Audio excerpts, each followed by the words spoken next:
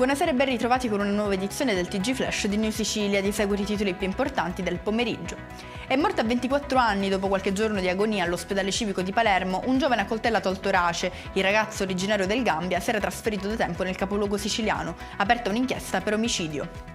Ci spostiamo a Trapani, dove sono stati arrestati due fratelli del luogo accusati di aver preso parte a una sparatoria in cui è rimasto ferito un 21enne.